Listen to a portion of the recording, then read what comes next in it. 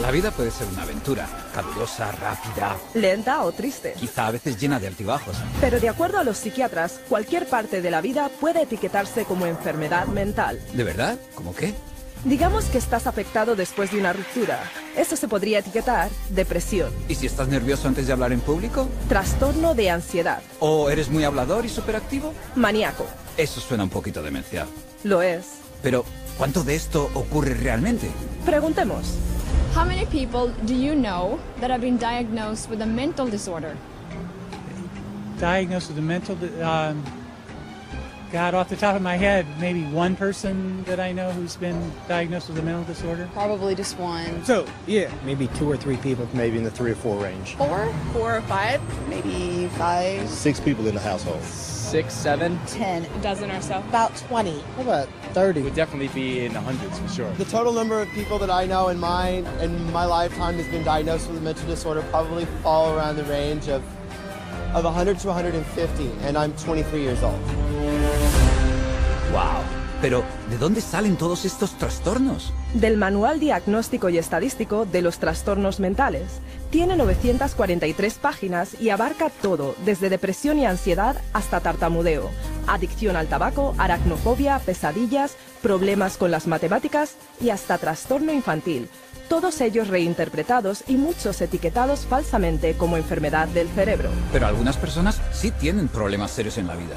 Por supuesto, pero los psiquiatras los reducen a algo mal con tu cerebro. A ver si lo entiendo. ¿Los psiquiatras tienen un libro con los problemas de la vida reinterpretados como trastornos mentales? Así es. ¡Wow! Entonces debe estar apoyado en una base muy científica. Eso es lo que creerías, pero no es así. Los psiquiatras en una de sus recientes convenciones lo admitieron. Escucha esto. DSM is made up by committees of men who have political opinion, and women too, who have biases and political opinions. And so there isn't nearly as much science in DSM as there ought to be. Like in the previous one, people had a meeting in the bathroom and they decided that something should be in there, and then they would go and propose it to the whole committee. You have this kind of lumping together of several observations, and when you get enough of them in one tent, you got a diagnosis. DSM system is not the real system of the diagnosis. A lot of the disorders that are in there haven't necessarily been rigorously validated. It's just the best tool that we have available, but it is not perfect. It's so useless that if you give me a patient and the DSM, I'll make at least 20 diagnoses on the same patient. You have to take it with a grain of salt anyway. It's actually getting more and more complicated. We're left with diagnosing things on the basis of checklists and questionnaires, which leaves us sort of out of, as you said, the rest of medicine, because we don't have a biological test. Increíble. La carencia de ciencia en el DSM es de hecho un secreto a voces. Esto es lo que algunos profesionales dicen sobre ello. The DSM is a sham. It's been described as a house of cards. Why? Because the diagnoses are theoretical. They're not based on scientific measurements. It's sort of a shaky level built on another shaky level, built on another shaky level. It is flimsy and that it is easily collapsible under the scrutiny of critical thinking. If you just pull one little fragment of the reasoning aside and questioning thoroughly, you'll find it doesn't stand up, and then that means that the whole organism collapses because you've got some wrong premises in there somewhere. In fact, they're all over the place. It is indeed a house of cards because it's predicated on not a solid structure. It is built to create an apparently legitimate edifice, which results in a diagnosis. But any serious inquiry will show it to be illegitimate.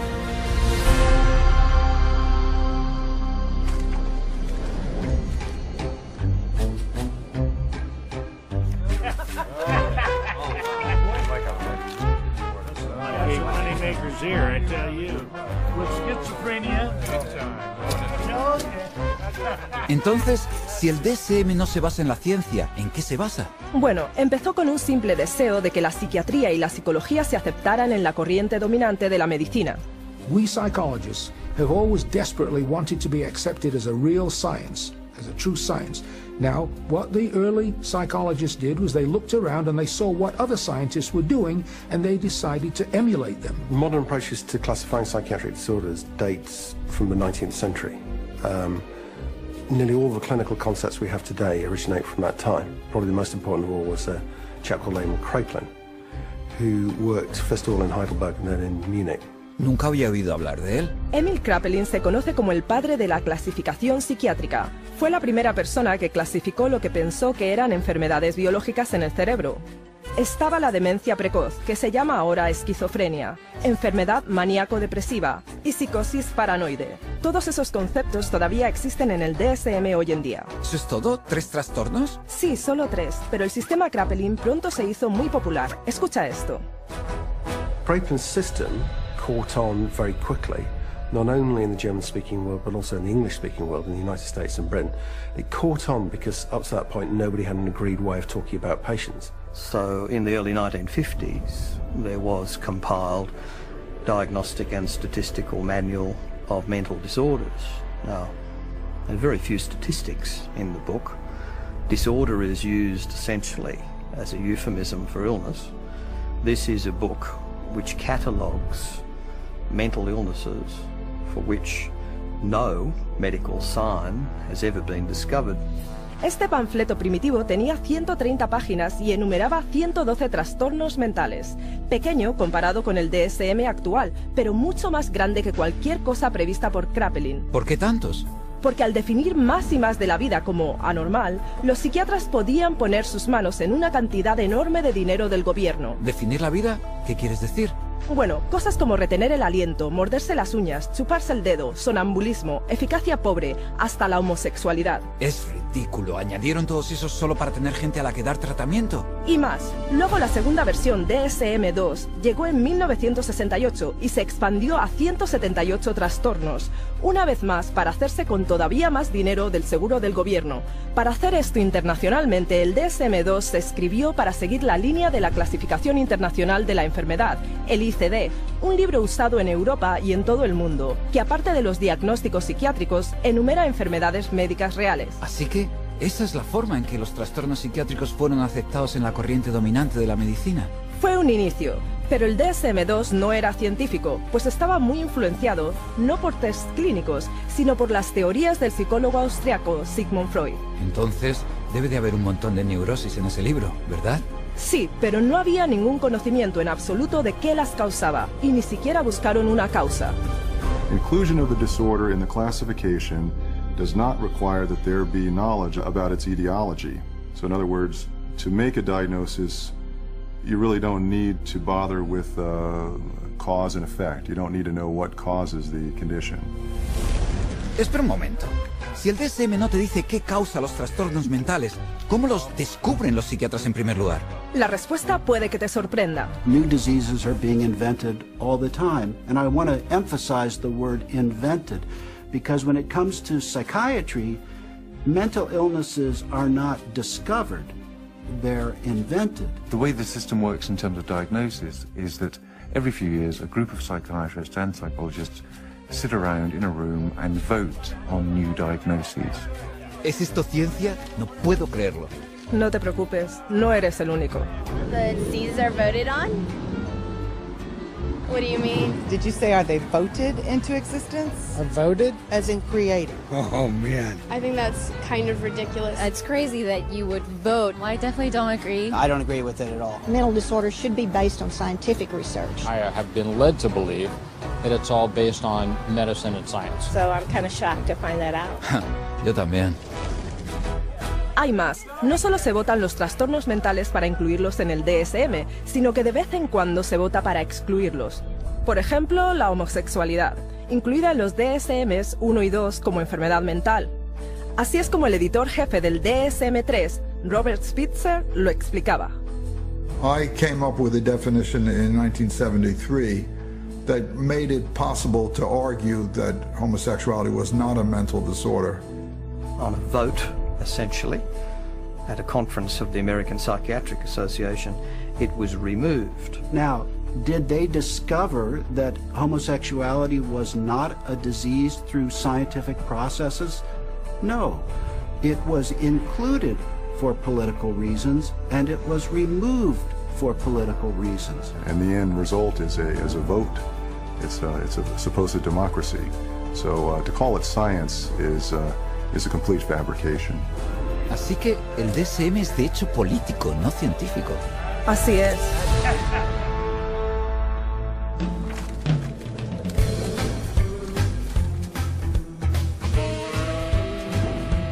Pensaba que los psiquiatras querían ser vistos como médicos. Así es. Por eso tuvieron que hacer que su manual tuviera un aspecto más científico. Que no lo era. Así que, ¿qué hicieron entonces? Bueno, decidieron que la siguiente edición del DSM iba a ser completamente diferente. Fue una decisión que cambiaría a la psiquiatría para siempre. If you roll the clock forward to the 1970s in the United States, basically at that time psychiatry was in very poor shape for a number of reasons. First of all, it was held in very low regard by other members of the medical profession. So psychiatry was the sort of thing you did if you couldn't succeed in any other area of medicine. And people such as Robert Spitzer in America made it very clear. The time had come essentially for psychiatrists, being doctors of medicine, to practice medicine. So if a psychiatrist was spending a lot of time dealing with people who were anxious, depressed, these dilemmas, these problems in living, now essentially had to be redefined. And they were redefined as medical conditions. And their solution to this was to come up with a manual which defined psychiatric disorders more carefully. So, hence, we have DSM-3, which is the third edition, which is published in 1980. Bajo Spitzer, los psiquiatras que editaban el DSM-3 descartaron la psicología freudiana y decretaron que desde entonces los diagnósticos psiquiátricos fueran puramente biológicos. Así que al final se hicieron científicos. No, en realidad para nada. De hecho, las disputas políticas sobre qué trastornos incluir y cuáles dejar fuera del DSM-3 fueron todavía más ridículas. Esto es lo que un psiquiatra tenía que decir sobre ello. They would squeeze into a room which was about half the size of this one. It was much too small. And Bob would raise a provocative question, and people would shout out their opinions from all sides of the room. And whoever shouted loudest tended to be heard. My own impression is it was more like a tobacco auction than a sort of conference. Y esto es lo que otro miembro del panel decisorio del DSM dijo. The low level of intellectual effort was shocking. Diagnoses were developed by majority vote on the level we would use to choose a restaurant. You feel like Italian, I feel like Chinese, so let's go to a cafeteria. Then it's typed into the computer. It may reflect on our naivete, but it was our belief that there would be an attempt to look at things scientifically. Parece como que tenían un manual de diagnóstico que parecía más científico, pero no tenía más ciencia en él que antes. Entre tanto, el número de trastornos mentales en el DSM-3 se elevó hasta 259. Pero para vender la idea de que la psiquiatría era una auténtica ciencia médica, tenían que darle un sesgo con una teoría impresionante, que sonara científica. But with DSM-3 from 1980 on, there was the progressive medicalisation of psychiatry. And the notion of chemical imbalance was invented and essentially took hold. ¡Wow! ¿Desequilibrio qué? La teoría de desequilibrio químico se sugirió en 1965 para explicar cómo la depresión podría estar causada por un desequilibrio de elementos químicos en el cerebro. Me gustaría oír eso. Joseph Schildkraut teorizó que como las drogas psiquiátricas alteraban los niveles de esos elementos químicos, entonces la enfermedad mental tiene que estar causada por demasiados de estos o muy pocos. ¿No es eso al revés? Sin duda lo es. Es como decir que como la aspirina quita un dolor de cabeza, que los dolores de cabeza los causa una deficiencia de aspirinas. Ya veo lo que dices. Pero fue lo bastante convincente como para darle a la psiquiatría y al DSM-3 el aura superficial de ciencia. Como Robert Spitzer dijo, Psychiatry felt now, gee, we're more scientific, we're part of medicine. Así que funcionó. Sí, y desde entonces los psiquiatras y la industria farmacéutica han promocionado la teoría del desequilibrio químico implacablemente, tanto al campo médico como al público. If you're one of the millions of people who live with uncontrollable worry, anxiety, and several of these symptoms for 6 months or more, you could be suffering from generalized anxiety disorder, and a chemical imbalance could be to blame. Pristiq is thought to work by affecting the levels of 2 chemicals in the brain. It works to correct chemical imbalances in the brain, which may be related to symptoms of social anxiety disorder. Cymbalta works on serotonin, and norepinephrine. Hundreds of thousands of patients have been prescribed Abilify. Ask your doctor. Ask your doctor. Talk to your doctor. Call your doctor. Ask your doctor about Cymbalta. Pristiq is a key in helping to treat my depression. Ask your doctor about Pristiq. You come to my office, and I say to you, well, you describe what's going on in your life and your symptoms, and I say, well, it's clear to me that you've got a chemical imbalance, and we're going to write you a prescription for this.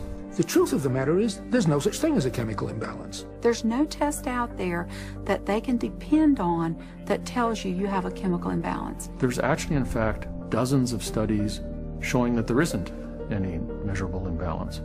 So psychiatrists will explain to patients all the time, this is just like diabetes. In diabetes, you have low insulin, we have to readjust the insulin level. In depression, you have low serotonin, we have to readjust the serotonin level. But actually, we have already proven that there's nothing wrong with serotonin levels. It's completely a myth, disproven by our own evidence. I had a psychiatrist. He said that, in his professional opinion, this child had ADHD, a chemical imbalance of the brain. And when he was questioned on the witness stand as an expert witness for the state, he was asked if they had done an MRI. He said no. He was questioned if they had done a CAT scan. He said no. He was asked if they had done any bodily fluid check known to medical science to prove that this child had a chemical imbalance of the brain. He says no. And when he was asked how he arrived at this ADHD diagnosis, a chemical imbalance of the brain, it came down to that he had counseled and observed this child for 2 hours, and half of the time was observing. How do you arrive at a diagnosis of a chemical imbalance of the brain by talking to a child and observing them for 2 hours? You don't, okay? It's pure guesswork. Vaya, de verdad. Míralo por ti mismo. Esto es lo que pasó cuando una persona con una cámara oculta fue a varios psiquiatras pidiéndoles que le hicieran test para enfermedades mentales. Of any scientific test? Not that I'm prepared to do this time. No.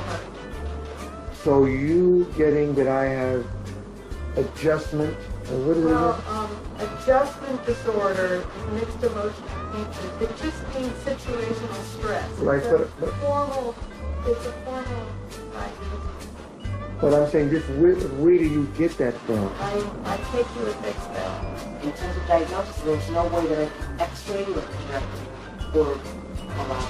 So it's very hard to have anything to measure, because whatever's going wrong is happening in there, and we just can't go in and open up, somebody's skull and scoop something out to measure. Right now, we don't have an X-ray or blood test. That doesn't mean that the diagnosis is not good.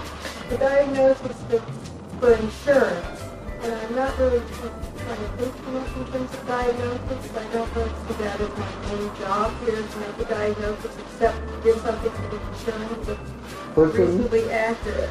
But we don't even really know what's going wrong in the brain. So all the things that we found were found by accident. Estoy atónito. El diagnóstico psiquiátrico se basa puramente en la opinión individual. Sin importar lo que hagan, están equivocados. La BBC británica hizo incluso un programa sobre esto con 10 voluntarios, 5 considerados normales y 5 diagnosticados anteriormente como enfermos mentales. Fueron observados por 3 expertos a quienes se les pidió determinar quién era quién. Vaya hombre. Mira esto. We think that it's likely that you've had a history of bipolar disorder. Is that correct? You're wrong. Okay. We've come to the conclusion that at some time you've been diagnosed with a mood disorder. You're wrong. We were wondering whether at some point in your life maybe that you had suffered from a significant psychiatric problem of some kind or other. No. Not at all? You are wrong. Oh, okay, okay. 3 wrong diagnoses in a row. After a whole week of observation, the panel have identified just 2 out of 5 disorders. Pues vaya con la ciencia. Tú lo has dicho.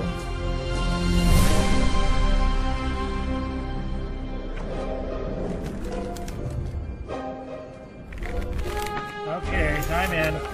Love it. And And I got a pair of compulsive disorders here. Una pregunta. ¿Cómo pueden los psiquiatras decir de sí mismos que se basan en pruebas cuando no tienen ninguna? Va todavía más lejos. No solo no tienen análisis que demuestren el trastorno mental con el que te etiquetan, ni siquiera pueden definir qué es un trastorno mental. No. Lo afirman incluso en el DSM. Mira esto. Although this manual provides a classification of mental disorders, it must be admitted that no definition adequately specifies precise boundaries for the concept of mental disorder. There you go.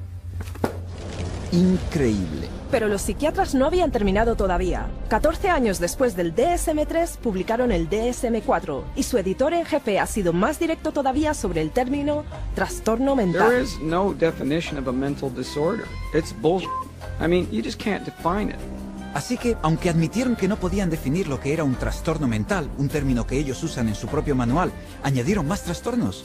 Un montón más, 115 para ser exactos, para un total final de 374. Eso es más de 3 veces la cifra de trastornos enumerada en el DSM-1.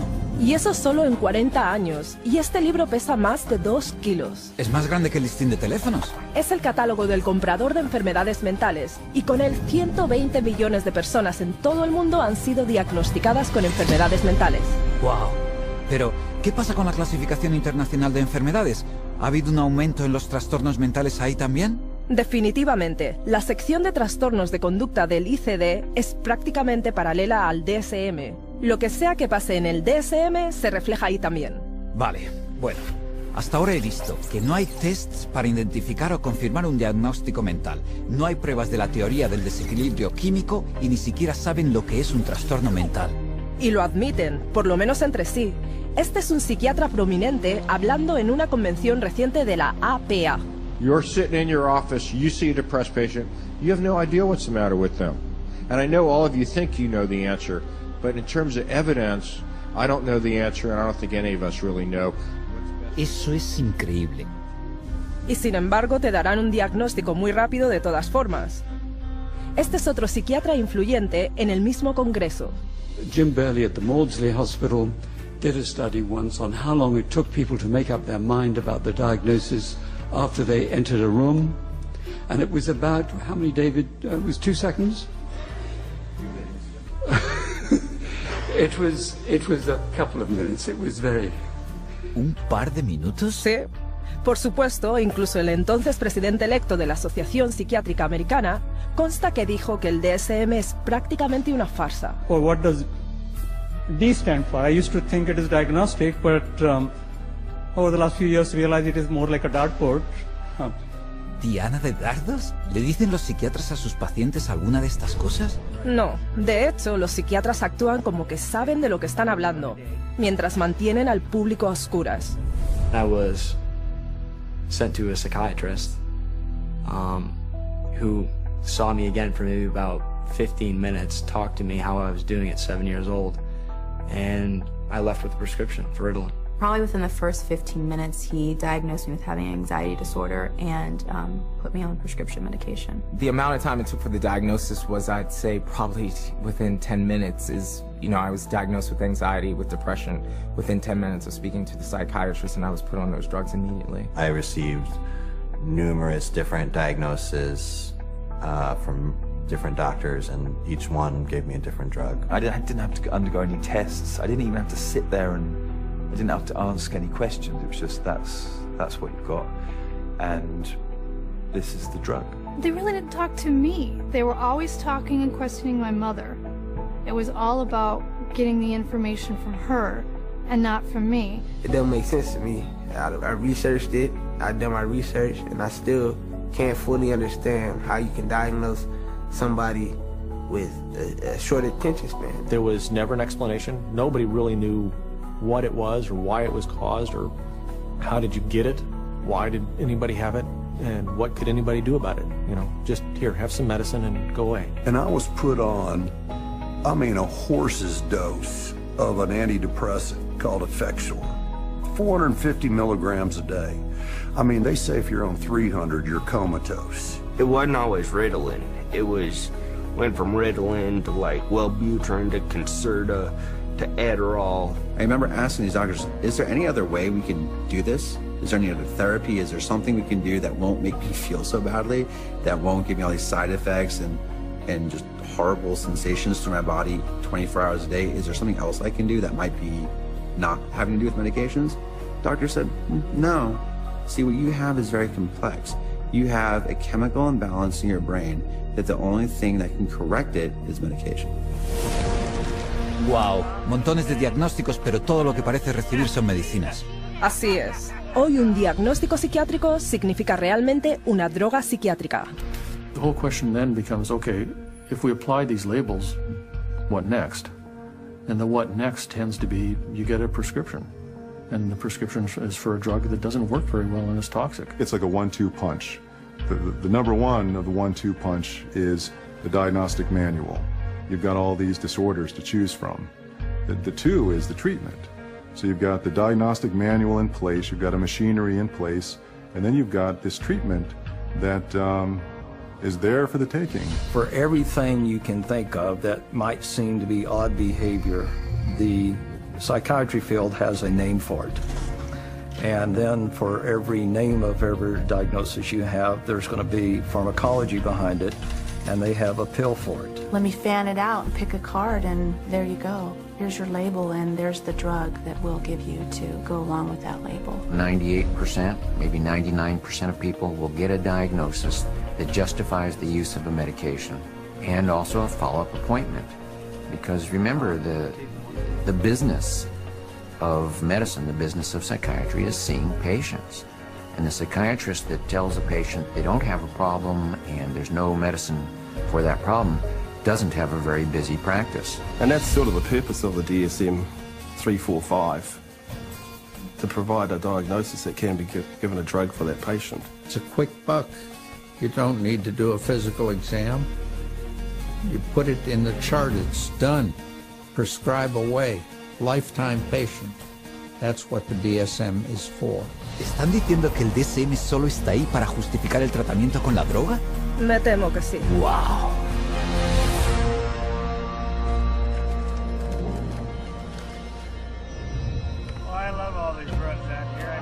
Así que si el tratamiento primario de la psiquiatría es drogar, se tiene que estar haciendo un montón de recetas ahí fuera. Por supuesto. ¿Sabías que se escriben más de 600 millones de recetas para medicación psiquiátrica cada año? Uf. ¿Pero qué pasa con los pacientes que no quieren drogas? De hecho, el DSM tiene una categoría para eso también. It says V15.81, non-compliance with treatment. Now this category can be used when the focus of clinical attention is non-compliance with an important aspect of treatment for a mental disorder or a general medical condition. If you refuse treatment, then you probably are mentally ill, ipso facto, by that fact alone. Así que, si no haces lo que te dice un psiquiatra, ¿eso es un trastorno mental? Así es. Eso desde luego da miedo. ¿Y por qué no seguirían el tratamiento? Porque las drogas que los psiquiatras recetan pueden causar algunas reacciones físicas muy fuertes y graves. ¿Quieres decir efectos secundarios? Bueno, no exactamente. Drugs really don't have side effects. Drugs only have effects, and we arbitrarily differentiate those effects of the drug that we like, and we say these are the effects of the drug. And those that we don't like, those are the side effects. It's akin to saying that a bomb that comes down on a building kills people and destroys the building, and the military general says, oh, killing of the people is really a side effect. No, you cannot separate out the destroying of the building and the killing of the people.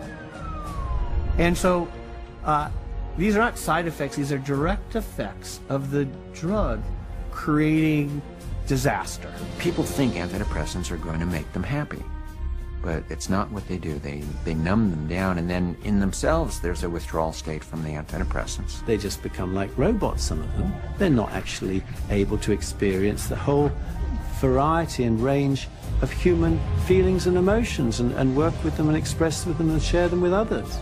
Because once you sort of put somebody on a heavy dose psychotic drug, I mean, you're just dehumanizing them.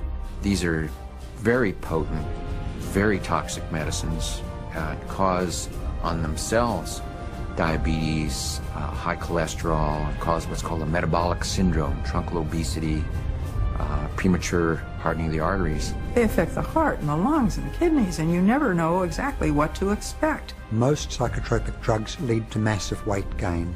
Some of them, like olanzapine, for example, can lead to weight gains of 25, 30, even 40 kilos in a year or two.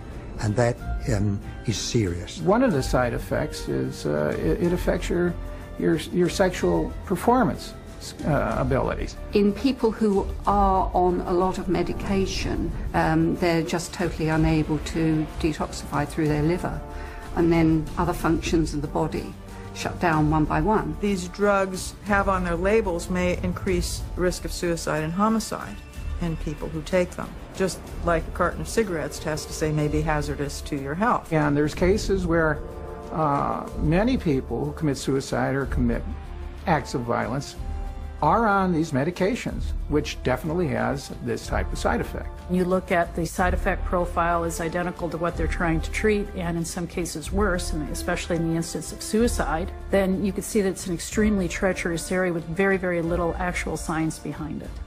¿Te lo puedes creer? Esas drogas son peligrosas. Sí, y ha habido miles, quizá incluso millones de víctimas que vinieron a la psiquiatría por ayuda, pero se les dieron drogas que en última instancia les destruyeron. Gente como Candace, que tomaba Zoloft porque estaba nerviosa antes de los exámenes. Steven, que se suicidó 19 días después de que lo pusieran a tomar Prozac. Julie, que planeaba ir a la universidad y se colgó después de 7 días de tomar Zoloft. Matthew, de 13 años, cuando se colgó. Matt, un joven de 21 años que tomaba una mezcla de drogas psiquiátricas. Caitlin, que tomaba Zoloft y Trazadone. Beth, a la que se le dio Paxil para los problemas de sueño. Matthew, quien después de empezar con Lexapro. Charles, tomando Clozaril. Caitlin, con 12 años. Megan, Aaron. Espera. Esto es demencial. ¿Me estás diciendo que toda esta gente que se suicidó había estado tomando drogas psiquiátricas? Sí, un estimado de 42.000 muertes al año se han vinculado a drogas psiquiátricas, ya sea por homicidio o por suicidio. Eso es más de 3.000 personas al mes. Tendrían que sacar esas drogas del mercado.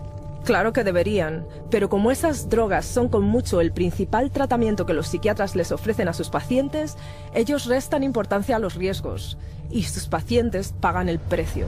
When you get on the psychiatric drugs, you feel just like you don't really want to live anymore, like just depressed all the time, and you feel sad. You don't feel like you're in your own skin. It almost feels like you just want to come out of your skin all the time. You get really bad headaches, I'd start shaking, I wouldn't sleep very well, I'd have nightmares. I had started shaking really bad and it was like uncontrollable, you know, and it's like, I don't understand why I shake so much. It brought on the symptoms that I was trying to escape from, very severe. I'd go through spells where I'd just be completely just dead.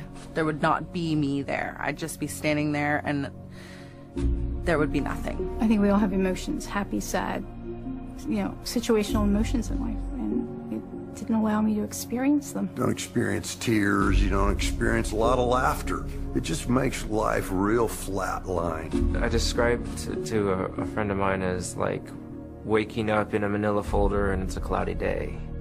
Everything is boring, unmemorable, unspecial. It changed me. It changed who I was. It changed the essence of my personality. You know, it just started making me worse. And I got in such bad fights with my brother. I scratched his face up and, you know, stuff like that. I started to experience suicidal ideations almost immediately. And I had never had any feeling like that before. I remember when I was at home one day, I had taken my medication and I thought about killing myself, and I got really scared, so I ran to my brother and I told him, and he just held me and told me not to give up and to just keep trying. And I actually thought that's maybe the one thing that I do have control over, that I could, you know, I could off myself, and I would be out of this roller coaster of an existence. I have been raped. I have been coerced into doing things that I do not care to speak of. But just to put it in perspective, even having experienced that, the experiences in thoughts and loss of self that I had. Being put on Prozac was the worst violation I have ever experienced.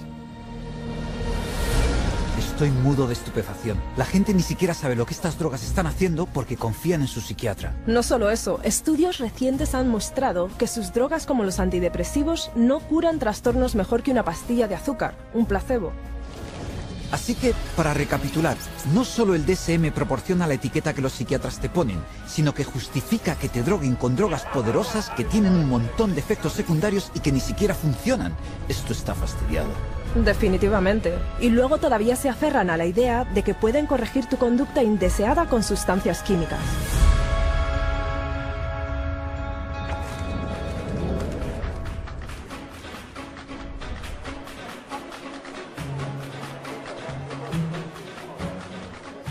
Naturalmente, la psiquiatría tiene un atractivo para la industria farmacéutica, pues ahora pueden comercializar y vender drogas para cada trastorno nombrado en el DSM. Conozco esas campañas de marketing, están en todas partes. Sí, pero si te das cuenta, también le hacen marketing al trastorno. Las empresas de fármacos anuncian los trastornos del DSM en publicaciones, televisión e internet, instándoles a hablar con su médico. Ponen a sus expertos pagados en programas de entrevistas para hablar de la última epidemia de enfermedad mental. Colocan artículos en los periódicos sobre estas e incluso contratan a psiquiatras para llevar a cabo estudios y escriben ponencias para darle a los trastornos el aire de ciencia. Porque si la gente piensa que tiene el trastorno, pedirá la droga. Exacto. The pharmaceutical industry markets disorders. Because if you can market a disorder, then you've got something to sell your product to treat. So people suddenly come to think of things they previously didn't regard as a disease state as a disease. Go to the doctor, see the psychiatrist then prescribes the drug that the drug companies have received FDA approval for, and everyone is happy except for the patient. They're all working together, the psychiatrists, the pharmaceuticals, and one feeds the other. So again, job security for the pharmaceuticals and also job security for the psychiatrists. Y no son solo las empresas de fármacos las que fomentan estas enfermedades. Un psiquiatra, Joseph Biederman, creó y popularizó un trastorno llamado bipolar pediátrico. De hecho, dijo que podía empezar desde el momento en que el niño abre los ojos. Bipolar, como en los cambios de estado de ánimo, para los niños. Por desgracia, sí. En solo 9 años, el Dr. Biederman alimentó un auge que multiplicó por 40 la cifra de niños etiquetados como bipolares, a la mayoría de los cuales se les recetó poderosas drogas antipsicóticas ideadas solo para los enfermos mentales más serios. No tenía ni idea. El psiquiatra que editaba el DSM-4 admitió la influencia del DSM en la moda del bipolar infantil. Well, we learned some very, very painful lessons in doing DSM-4, but inadvertently, I think we helped to trigger 3 false epidemics. One for the childhood diagnosis of bipolar disorder. Demasiado tarde ahora, ¿no? Para muchos niños, sí. Y como los psiquiatras afirman que trastornos mentales como el bipolar no se pueden curar, los psiquiatras y las empresas de fármacos han creado clientes de por vida. Así que es una asociación natural. Faltaría más. Las empresas de fármacos proporcionan montones de dinero de investigación para los psiquiatras, que salen con más diagnósticos que tratar con drogas. Drug companies have become increasingly dependent on mental illness diagnoses in order to maintain their profit margins. And psychiatrists and increasingly clinical psychologists are more than happy to manufacture mental illness in order to make that happen. Hence, the increase in size of the Diagnostic and Statistical Manual of Mental Disorders. The strategy is how many people we can diagnose with a particular label that would be broad enough to include a ton of people in it.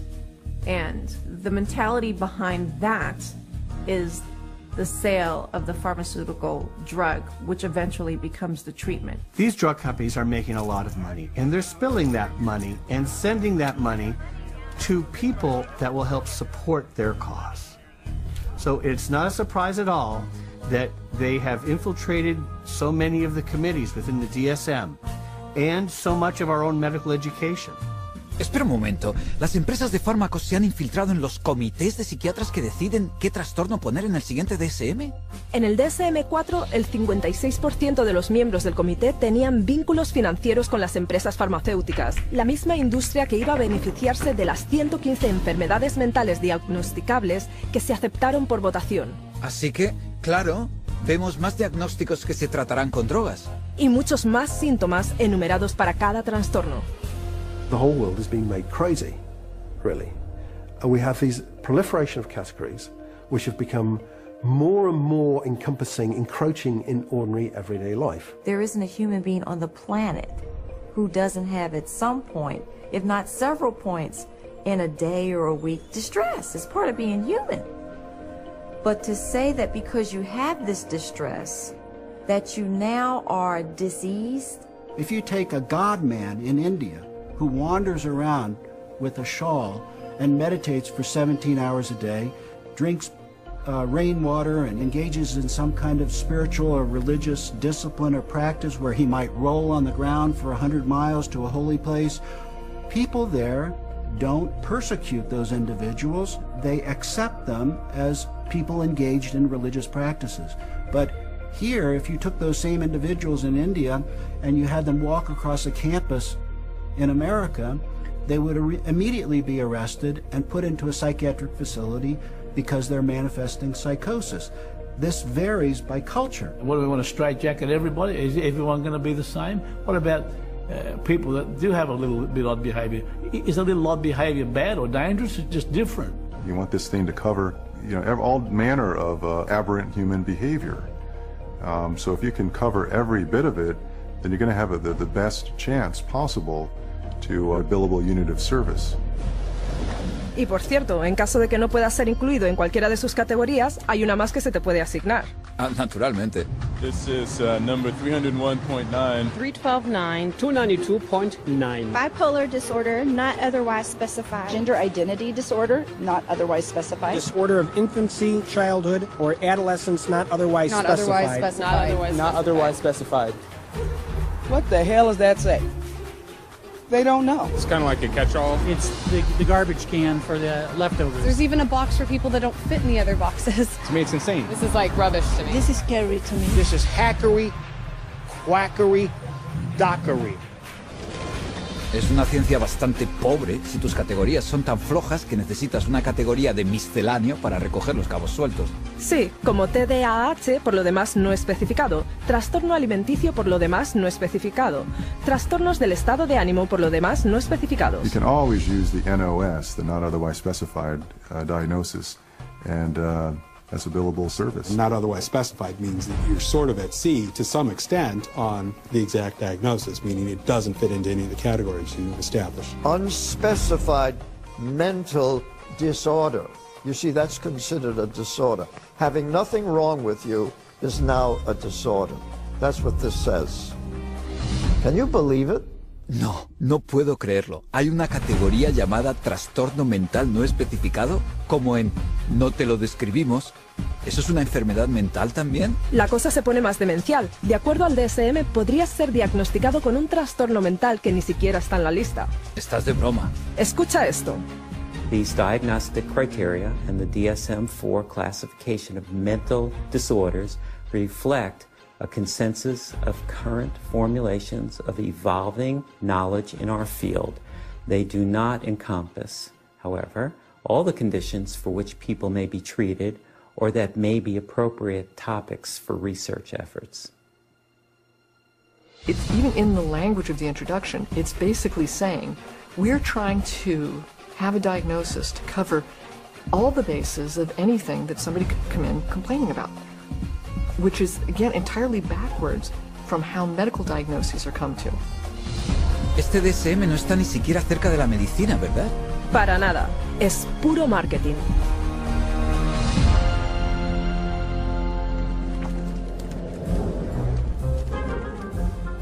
God bless the insurance company. You get these multiple personalities. Insurance company.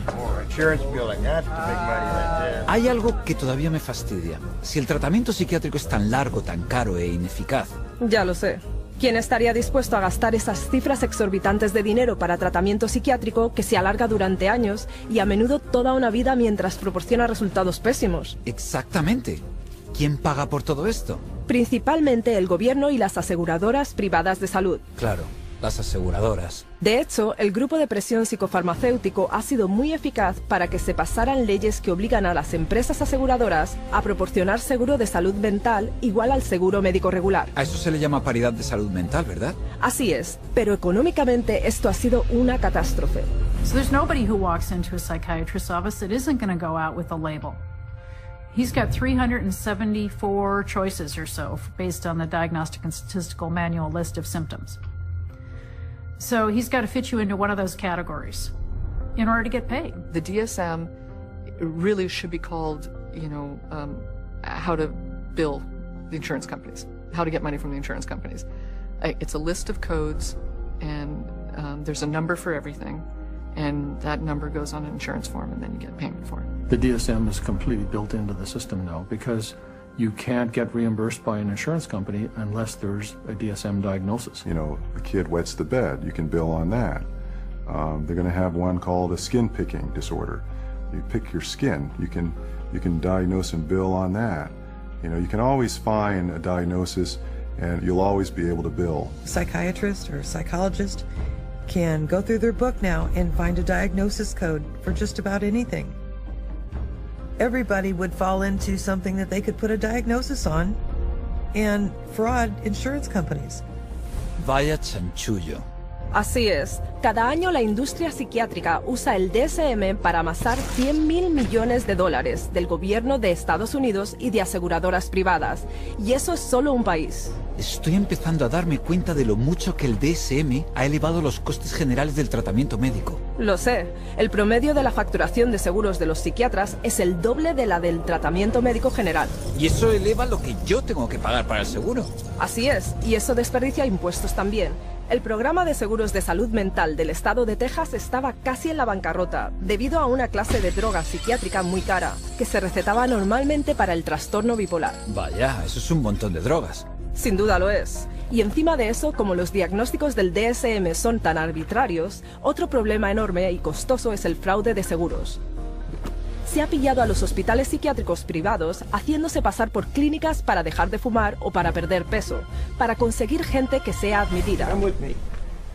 Pagando a los reclutadores $3.000 por cabeza para conducir a los pacientes del seguro a través de sus puertas. Y a retener a los pacientes dentro tanto tiempo como sea posible hasta que se les acaba el seguro. ¿Y todo esto es por el dinero del seguro? Así es. Y una vez que los pacientes están inscritos, se puede sacar cualquier diagnóstico del DSM para justificar el tratamiento. Mira el metraje de esta cámara oculta de alguien que se hizo pasar como trabajador de un hospital psiquiátrico.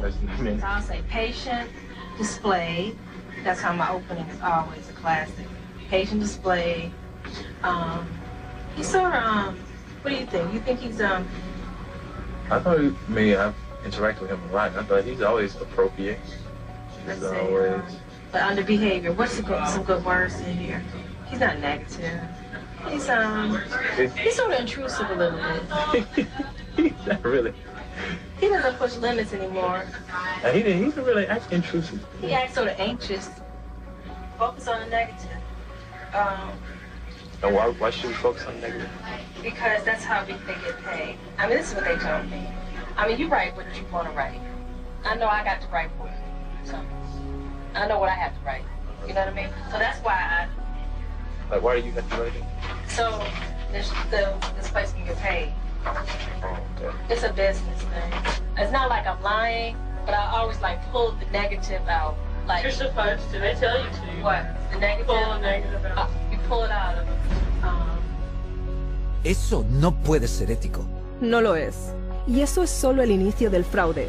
A los que proporcionan servicios psiquiátricos se les ha pillado facturando a las aseguradoras por tenerles escuchando música, viendo la tele o jugando al bingo, cobrando por llamadas para despertar, entradas de cine o viajes al extranjero.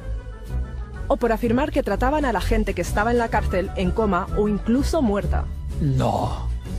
Algunos psiquiatras han facturado incluso por tener sexo con sus pacientes y llamarlo terapia. Además es repugnante.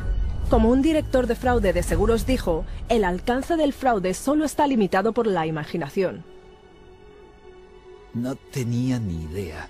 No hay muchos que la tengan. Las estafas en la salud mental timan a las aseguradoras y a los contribuyentes 5.000 millones de dólares cada año solo en Estados Unidos. Deberían arrestar a esos criminales, encerrarlos y tirar la llave.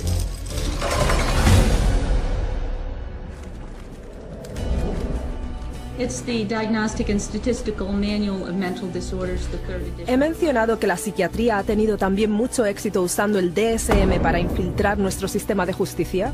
¿Los tribunales también? Sí.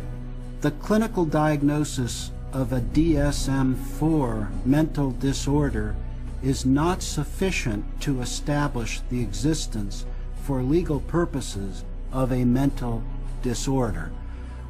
That's a very interesting point. Basically, what the authors are saying here is that the material in the DSM has no utility in the courtroom in deciding guilt or innocence. It should not be used in courtrooms as part of the legal process. Espera un momento. ¿No declaraba el DSM que no puede usarse para establecer la existencia de un trastorno mental en un tribunal de justicia? Precisamente. Y sin embargo, se usa todo el tiempo. Sí, es como la alegación de demencia. Y las batallas por la custodia, compromisos civiles, tribunal sucesorio.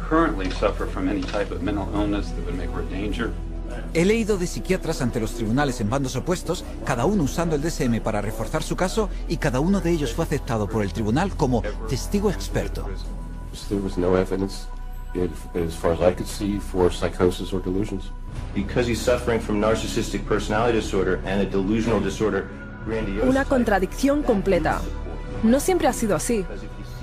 In the beginning of the 20th century, a psychiatrist in a courtroom would be laughed out of the courtroom by and large. Today it's commonly accepted testimony as long as it's in accord with the DSM. The danger in using the DSM in a court setting is that you're using a vocabulary that the judge or the jury doesn't fully understand. They are, by concocting these psychobabble words, it makes it seem like there's something there that may not be there. The courts have allowed all this junk science to come into the courts, and they've made case law on it. And once the case law is made, we're stuck with it until it gets overridden. They come in with tests, they come in with their diagnostic categories from the DSM, and they say, we've done tests, we've determined that this person has this numbered malady, and therefore they do. And there's almost no way to pry a judge out of accepting that. When a psychiatrist makes a diagnosis in court, is that the person is sent to a mental institution, deprived of liberty, and we have no idea whether he's guilty or not. Basándose en los diagnósticos del DSM, se interna a alguien en un psiquiátrico cada 40 segundos. Esto está absolutamente fatal. Y cualquiera, en cualquier momento, puede perderlo todo debido a la opinión de un psiquiatra. Escucha esto. I went to a stop smoking course at Vanderbilt. And the doctor, the lady that ran the program said that she goes, we need to get you on a stop smoking medication. So she prescribed me Zyban. Well, after the fact, I find out that Zyban is nothing but this really powerful antidepressant called Wellbutrin. Yeah, I stopped smoking, but I had no idea the hell. I mean, the hell. The hell's gates were being opened when I started taking Zyban. I had been clean and sober for 18 years. You know, just never considered that. But something about that, I started experiencing the craving to drink again, and my life fell apart. Divorce, relapse. So then a sibling of mine got wind of my relapse, wanted to gain control of my pocketbook and my life. and found the dirtiest lawyer in town who knew, one of the dirty psychiatrists, and bought and paid for an evaluation, had a hearing in a court before I was ever served notice. And the next thing I know, every right that a human being can possibly have was taken from me. And you have less rights as a conserved person than you do as a criminal. I mean, you are stripped of every right. You can't enter into a contract. You cannot marry. You cannot sue.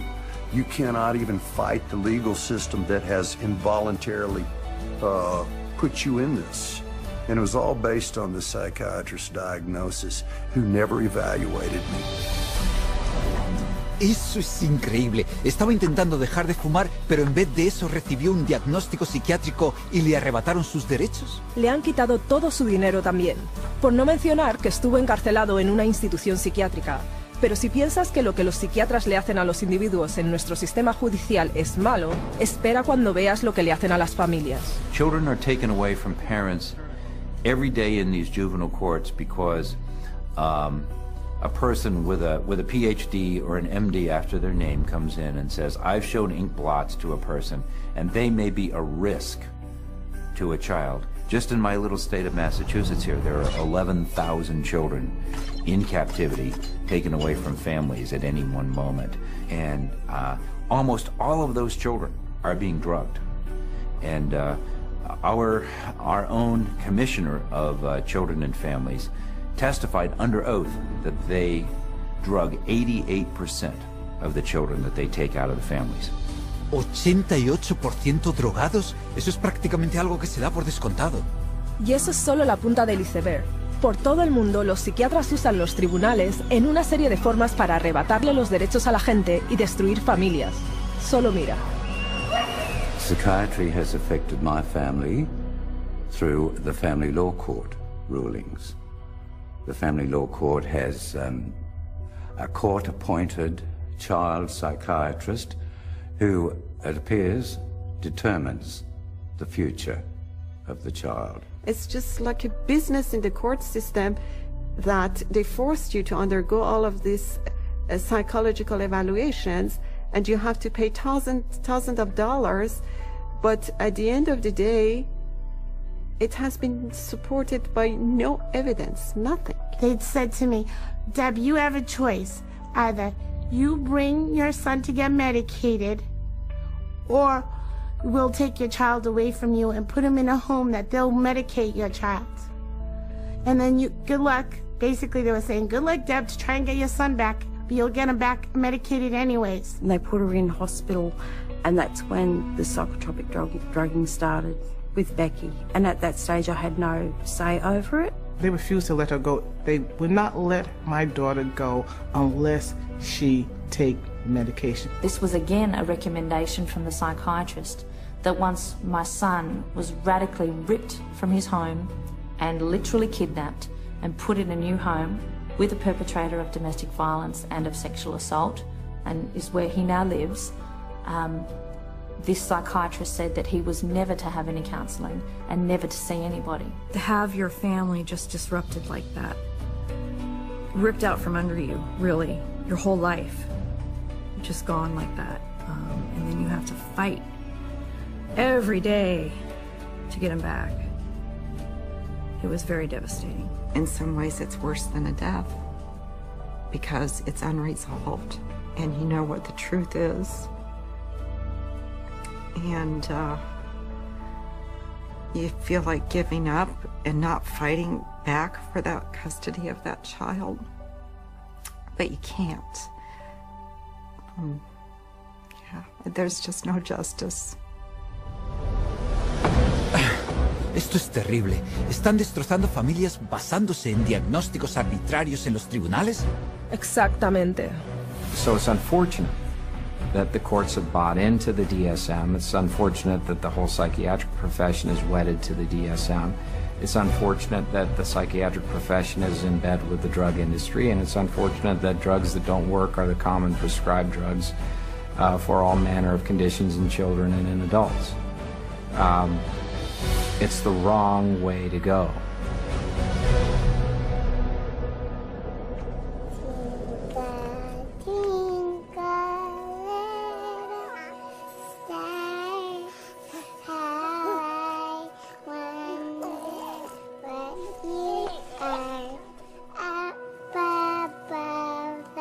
no a ellos también. Por desgracia sí, los niños son ahora un objetivo de mercado enorme para la psiquiatría. El número de trastornos de la infancia incluidos en el DSM ha ascendido como un cohete desde 3 trastornos en 1952 hasta 44 hoy en día. Eso es 15 veces más. Y aún así el DSM básicamente admite que no debería diagnosticar a los niños. In early childhood, it may be difficult to distinguish symptoms of attention deficit hyperactivity disorder from age-appropriate behaviors in active children, such as running around or being noisy. We basically don't know the diagnosis from normal childhood. That's what that's saying. Trastorno del déficit de atención e hiperactividad. Así es como los psiquiatras llaman a los niños que no se sientan quietos en clase, se agitan, corren o trepan mucho. Básicamente conducta infantil, ¿verdad? Así es, y 20 millones de niños en todo el mundo han sido etiquetados con algún trastorno mental. Así que, en vez de dejar que los niños sean niños, los psiquiatras les dicen ahora a los padres que sus hijos están enfermos mentalmente y que necesitan drogas psiquiátricas. It used to be that you were on the playground, you had the weird kid, you had the shy kid, you had the goof off, you had the hyper kid. You can't have that anymore. Now it's all medical diagnoses. For them to come up with new diseases and new issues and diagnosis in their book, it doesn't correct bad behavior, okay? They can give children all the pills they want. It still doesn't correct bad behavior. The thinking still is, you must fit into this mold. And if you don't fit into this mold, there's something wrong with you. And if you're not the person who designs the mold, too bad for you. A child is labeled and then they're brought to professionals who are trained a very particular way. They're all being trained that if the child fits into this category, then we should consider putting them on Ritalin because that's what they do. That is the protocol. The way the Ritalin will be marketed to the parents is that they will say, this is a drug to calm your child down. What they won't say is that methylphenidate is a form of speed. It's a form of amphetamine, and what we're actually doing is overdosing your child on speed. It's a stimulant, so naturally it's going to increase heart rate, increase blood pressure, and you put a kid out on a football field on a hot summer day, and his risk of having a cardiac event of some sort has just gone up. ¿Sabes? He oído que los estimulantes que se les dan a los niños con problemas de atención son químicamente muy similares a la cocaína. Sí, y tienen un potencial tan elevado de que abusen de ellos que están incluidos por el gobierno de Estados Unidos en la misma categoría que la morfina, el opio y la metanfetamina. Así que, ¿a quién van a drogar los psiquiatras a continuación? ¿A los bebés? Exactamente. Usan lo que llaman clasificación de diagnóstico de 0 a 3 o DC-03. Es como un mini DSM para bebés y niños que empiezan a caminar. Escucha esto. We already targeted our school children with ADHD and bipolar. That's already done. That was done 20 years ago. And we're moving younger with DC-03 to the 0 to 3 age group where they're trying to make popular the idea that it's okay to medicate 0 to 3-year-olds. The idea of a program to determine whether a child from birth to the age of 3 has a mental illness is so preposterous, so absolutely insane, that it's simply an additional part of the insanity that is now extant throughout this country. I cannot think of a program that is more insane than that. How are they going to diagnose a 1-year-old or an infant with a psychological disorder? How do they know? You almost have to ask ourselves, if our societies become sick, what are we doing to our fetuses, our infants, our children, that would make us need to have psychiatric medications? We're rolling dice with life. We're rolling dice with our children who can't even discuss it with anybody. They have no control. They are the helpless victims, and the ones who are supposed to protect them and care aren't armed with the facts. Si los padres supieran todo esto, estarían furiosos. Ya lo creo, pero cuidado, porque el DSM dice también que podrías contagiarte de la enfermedad psiquiátrica de tus niños. No puedes decir eso en serio. está en el DSM.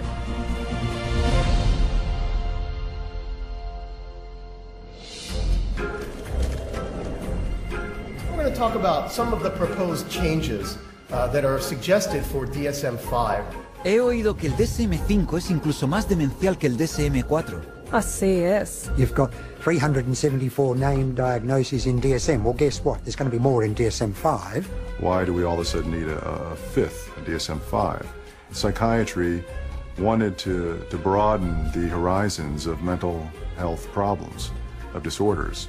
They wanted to stretch the disorders so it would encompass more. And to do that, they're going to add more diagnoses. We need more diagnoses like we need a hole in the head, really.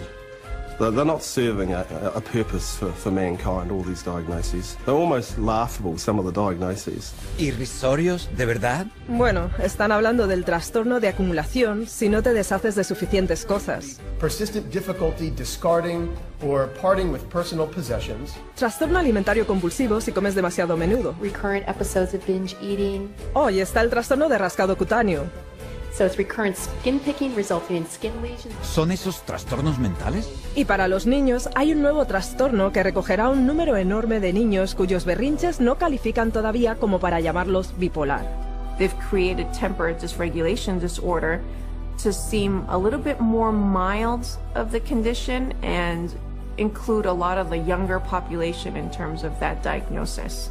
And what it essentially does, it just broadens bipolar disorder into a whole other new category, and where they don't fit into bipolar, now they can fit into this other diagnosing criteria.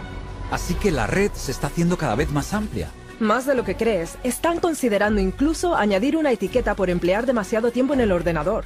Internet addiction diagnosis. It's another example of, just taking something going on in the popular culture that's, pretty widespread, and then finding a way to pathologize it. I know people personally that spend 12, 13, 14 hours a day on the internet or social networking groups like Facebook. So there is something going on there. But is it a condition that we need to then label and drug? Absolutely not. Eso es irrisorio. Sí, hasta que consideras que en China el gobierno ya ha establecido clínicas psiquiátricas que tratan a los adolescentes por, entre comillas, uso problemático del ordenador, a veces usando el choque eléctrico para curarles. No. Y si crees que eso es malo, hay una inclusión más en el siguiente DSM que es verdaderamente espeluznante. ¿Se pone peor?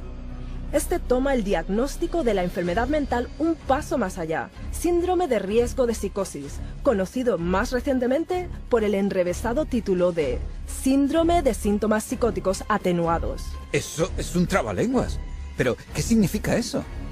A really scary thing that's coming on the horizon is to come up with a whole bunch of diagnoses in there that are looking at people who currently are mentally well-adjusted but have a risk of developing a mental illness in the future. They're still thinking they can define well before the symptoms develop the risk of a person developing a major mental disorder without any biochemical, biological or genetic test or any physical test whatsoever. They don't know the cause of a mental illness.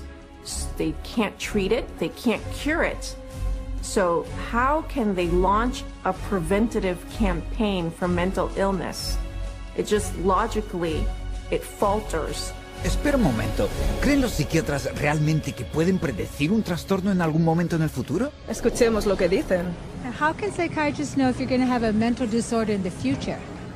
Again, that we don't know categorically who will develop psychiatric illness in the future. It's really hard to say, actually.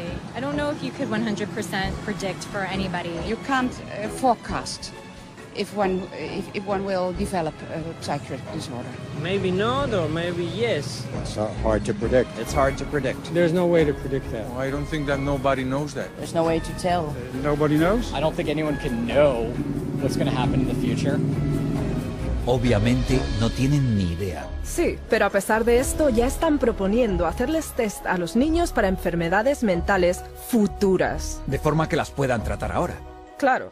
I would hate to see us go into the type of society where people are locked up for what they may do in the future rather than what they actually have done. Identifying people who are pre-psychotic would be a huge industry. Wow, eso es verdaderamente aterrador. Y lo que es una locura es que los psiquiatras siguen adelante con el DSM-5 cuando algunos de sus más influyentes miembros admiten abiertamente que no sirve absolutamente para nada. Any comment on DSM-5? It's of no use to us in the rest of the world. Incluso el psiquiatra encargado del Instituto Nacional de Salud Mental de Estados Unidos es menos que entusiasta al respecto. I don't do DSM. I'm not involved. So, and that maybe tells you more than anything. NIMH is not involved with DSM. Así que el hombre en la cima de la mayor organización psiquiátrica mundial no quiere saber nada del DSM. Eso es lo que parece. Es un fraude total. The Diagnostic and Statistical Manual is effectively the story that is being wrapped up in statistics and numbers and categories, that when medicine tosses, doesn't fit any of our categories over to psychiatry, psychiatry says we'll find a category, and if we don't, DSM-5 or 6 or 7 will. I think in 2016 we'll be looking at DSM-6 and there will be 1,425 diagnoses and I'll have 900 of them. Eso es una locura. Sí, pero todo está diseñado para encajar a más y más personas bajo la cobertura del diagnóstico de la psiquiatría. De forma que puedan hacer caja incluso con más conducta normal. Ahí lo tienes.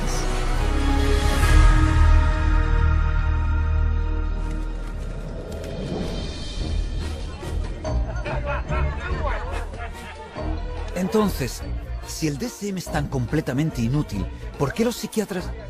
Oh, ya entiendo. Se trata solo de dinero, ¿no? Con la psiquiatría se trata siempre de dinero. Y todo empieza con el DSM. Como Robert Spitzer dijo... The American Psychiatric Association found out it could make a lot of money by selling it. They've made a tremendous amount of money. Every time they revise the DSM system, the American Psychiatric Association makes a hell of a lot of money. ¿Una tremenda cantidad de dinero? ¿De qué cantidades estamos hablando? $6.500.000 en ventas al año. Uf. Pero no es solo la venta del DSM lo que amasa los beneficios. Los psiquiatras y las empresas farmacéuticas hacen dinero cada vez que lo usan para diagnosticar a alguien. You create disorders so that you can treat it with a drug.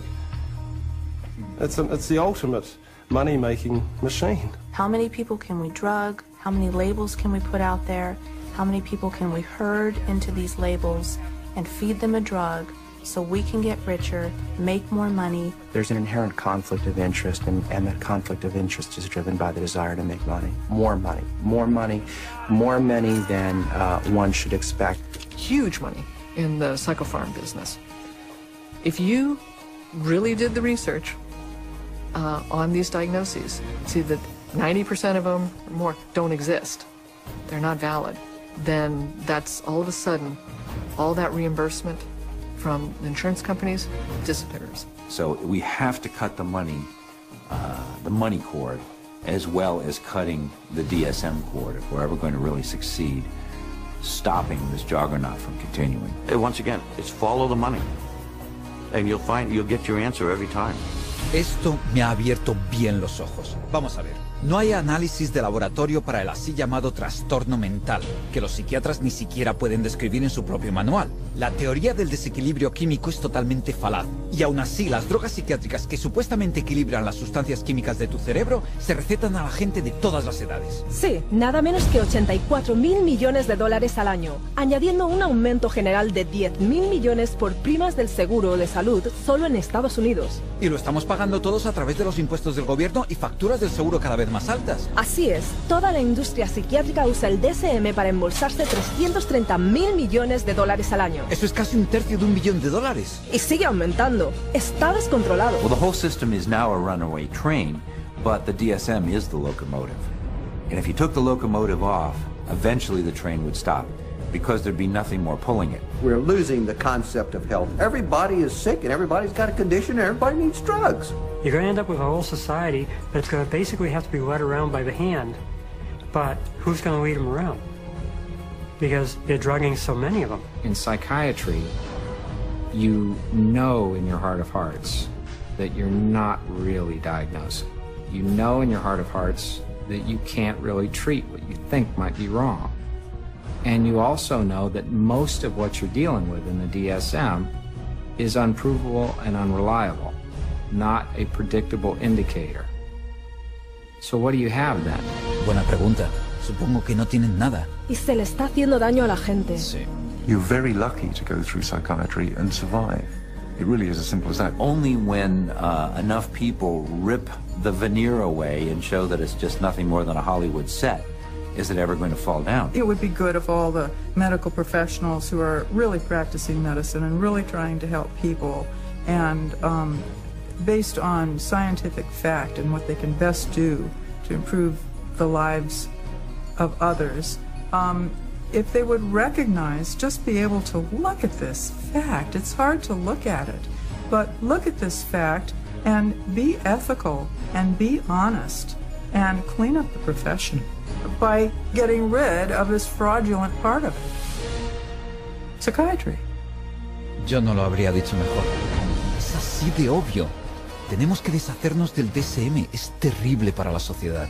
Lo sé, a pesar de su base increíblemente inestable, el manual diagnóstico y estadístico ha impactado literalmente cada parte de nuestro mundo. Nuestras escuelas, nuestros gobiernos... Nuestros sistemas judiciales. ¿Y qué hay de los medios de comunicación y el ejército?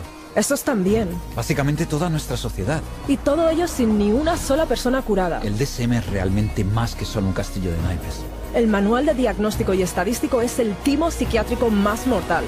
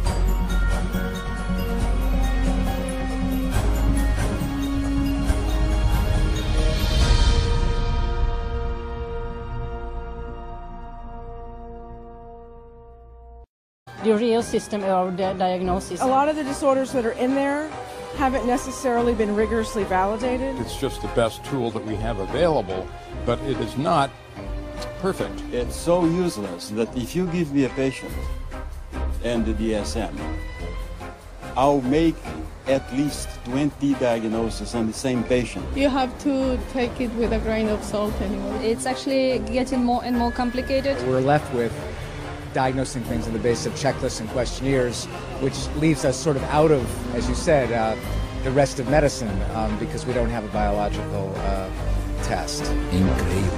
La carencia de ciencia en el DSM es de hecho un secreto a voces. Esto es lo que algunos profesionales dicen sobre ello. The DSM is a sham. It's been described as a house of cards. Why? Because the diagnoses are theoretical. They're not based on scientific measurements. It's sort of a shaky level built on another shaky level, built on another shaky level. It is flimsy and that it is easily collapsible under the scrutiny of critical thinking. If you just pull one little fragment of the reasoning aside and question it thoroughly, you'll find it doesn't stand up, and then that means that the whole organism collapses because you've got some wrong premises in there somewhere. In fact, they're all over the place. It is indeed a house of cards because it's predicated on not a solid structure. It is built to create an apparently legitimate edifice, which results in a diagnosis. But any serious inquiry will show it to be illegitimate.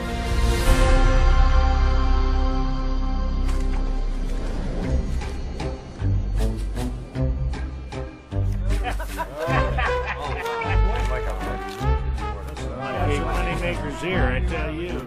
With schizophrenia.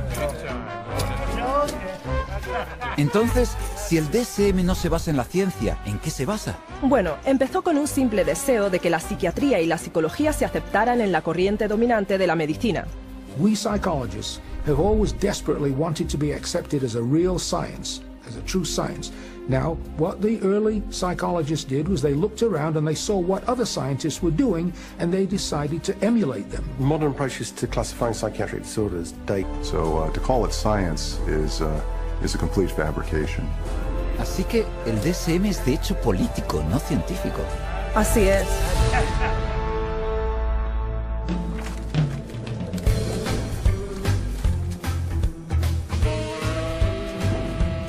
Pensaba que los psiquiatras querían ser vistos como médicos. Así es. Por eso tuvieron que hacer que su manual tuviera un aspecto más científico. Que no lo era. Así que, ¿qué hicieron entonces? Bueno, decidieron que la siguiente edición del DSM iba a ser completamente diferente. Fue una decisión que cambiaría a la psiquiatría para siempre. If you roll the clock forward to the 1970s in the United States, basically at that time psychiatry was in very poor shape for a number of reasons. First of all, it was held in very low regard by other members of the medical profession. So psychiatry was the sort of thing you did if you couldn't succeed in any other area of medicine. And people such as Robert Spitzer in America made it very clear. The time had come essentially for psychiatrists, being doctors of medicine, to practice medicine.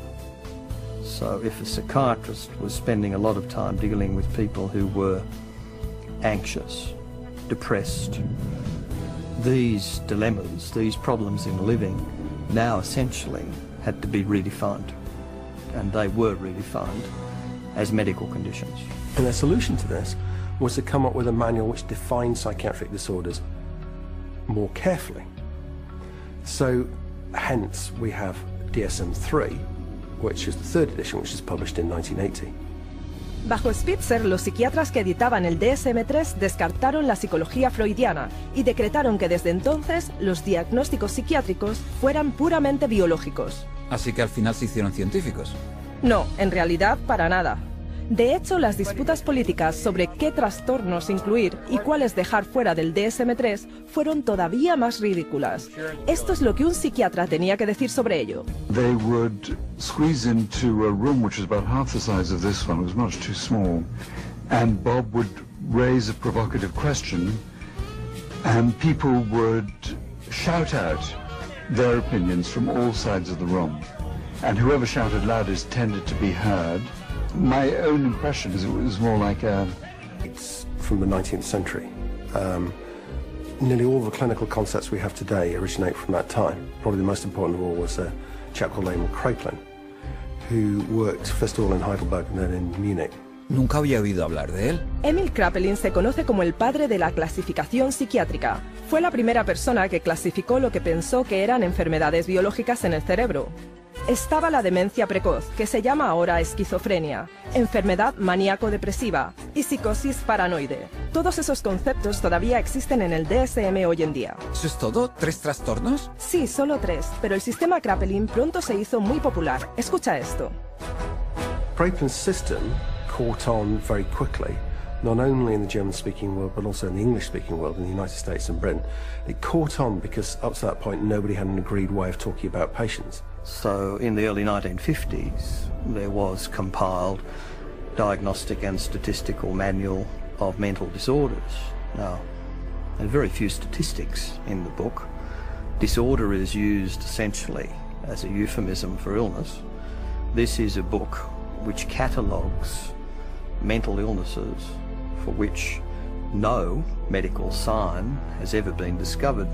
Este panfleto primitivo tenía 130 páginas y enumeraba 112 trastornos mentales. Pequeño comparado con el DSM actual, pero mucho más grande que cualquier cosa prevista por Kraepelin. ¿Por qué tantos? Porque al definir más y más de la vida como anormal, los psiquiatras podían poner sus manos en una cantidad enorme de dinero del gobierno. ¿Definir la vida?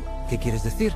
Bueno, cosas como retener el aliento, morderse las uñas, chuparse el dedo, sonambulismo, eficacia pobre, hasta la homosexualidad. Es ridículo. ¿Añadieron todos esos solo para tener gente a la que dar tratamiento? Y más. Luego la segunda versión, DSM-2, llegó en 1968 y se expandió a 178 trastornos. Una vez más, para hacerse con todavía más dinero del seguro del gobierno. Para hacer esto internacionalmente, el DSM-2 se escribió para seguir la línea de la Clasificación Internacional de la Enfermedad, el ICD, un libro usado en Europa y en todo el mundo, que aparte de los diagnósticos psiquiátricos, enumera enfermedades médicas reales. Así que, esa es la forma en que los trastornos psiquiátricos fueron aceptados en la corriente dominante de la medicina. Fue un inicio, pero el DSM-2 no era científico, pues estaba muy influenciado, no por... La vida puede ser una aventura, calurosa, rápida, lenta o triste. Quizá a veces llena de altibajos. Pero de acuerdo a los psiquiatras, cualquier parte de la vida puede etiquetarse como enfermedad mental. ¿De verdad? ¿Cómo qué? Digamos que estás afectado después de una ruptura. Eso se podría etiquetar depresión. ¿Y si estás nervioso antes de hablar en público? Trastorno de ansiedad. ¿O eres muy hablador y superactivo? Maníaco. Eso suena un poquito demencial. Lo es. Pero, ¿cuánto de esto ocurre realmente? Preguntemos. How many people do you know that have been diagnosed with a mental disorder? Diagnosed with a mental, God, off the top of my head, maybe one person that I know who's been diagnosed with a mental disorder. Probably just one. So, yeah. Maybe 2 or 3 people, maybe in the 3 or 4 range. 4? 4 or 5? Maybe 5. 6 people in the household. 6, 7? 10. A dozen or so. About 20. How about 30? Would definitely be in the hundreds for sure. The total number of people that I know in my lifetime has been diagnosed with a mental disorder probably fall around the range of 100 to 150, and I'm 23 years old. ¡Wow! Pero, ¿de dónde salen todos estos trastornos? Del Manual Diagnóstico y Estadístico de los Trastornos Mentales. Tiene 943 páginas y abarca todo, desde depresión y ansiedad hasta tartamudeo, adicción al tabaco, aracnofobia, pesadillas, problemas con las matemáticas y hasta trastorno infantil. Todos ellos reinterpretados y muchos etiquetados falsamente como enfermedad del cerebro. Pero algunas personas sí tienen problemas serios en la vida. Por supuesto, pero los psiquiatras los reducen a algo mal con tu cerebro. A ver si lo entiendo. ¿Los psiquiatras tienen un libro con los problemas de la vida reinterpretados como trastornos mentales? Así es. ¡Wow! Entonces debe estar apoyado en una base muy científica. Eso es lo que creerías, pero no es así. Los psiquiatras en una de sus recientes convenciones lo admitieron. Escucha esto. DSM is made up by committees of men who have political opinion, and women too, who have biases and political opinions. And so there isn't nearly as much science in DSM as there ought to be. Like in the previous one, people had a meeting in the bathroom and they decided that something should be in there, and then they would go and propose it to the whole committee. You have this kind of lumping together of several observations, and when you get enough of them in one tent, you got a diagnosis. DSM system is not test clínicos, sino por las teorías del psicólogo austriaco Sigmund Freud. Entonces, debe de haber un montón de neurosis en ese libro, ¿verdad? Sí, pero no había ningún conocimiento en absoluto de qué las causaba, y ni siquiera buscaron una causa. Inclusion of the disorder in the classification does not require that there be knowledge about its etiology. So in other words, to make a diagnosis, you really don't need to bother with cause and effect. You don't need to know what causes the condition. Espera un momento. Si el DSM no te dice qué causa los trastornos mentales, ¿cómo los descubren los psiquiatras en primer lugar? La respuesta puede que te sorprenda. New diseases are being invented all the time, and I want to emphasize the word invented, because when it comes to psychiatry, mental illnesses are not discovered, they're invented. The way the system works in terms of diagnosis is that every few years a group of psychiatrists and psychologists sit around in a room and vote on new diagnoses. ¿Es esto ciencia? No puedo creerlo. No te preocupes, no eres el único. The diseases are voted on? What do you mean? Did you say are they voted into existence? Are voted? As in created? Oh, man. I think that's kind of ridiculous. It's crazy that you would vote. Well, I definitely don't agree. I don't agree with it at all. Mental disorders should be based on scientific research. I have been led to believe that it's all based on medicine and science. So I'm kind of shocked to find that out. Yo también. Hay más, no solo se votan los trastornos mentales para incluirlos en el DSM, sino que de vez en cuando se vota para excluirlos. Por ejemplo, la homosexualidad, incluida en los DSMs 1 y 2 como enfermedad mental. Así es como el editor jefe del DSM-3, Robert Spitzer, lo explicaba. I came up with a definition in 1973 that made it possible to argue that homosexuality was not a mental disorder. On a vote, essentially, at a conference of the American Psychiatric Association, it was removed. Now, did they discover that homosexuality was not a disease through scientific processes? No. It was included for political reasons, and it was removed for political reasons. And the end result is a vote. It's a supposed democracy.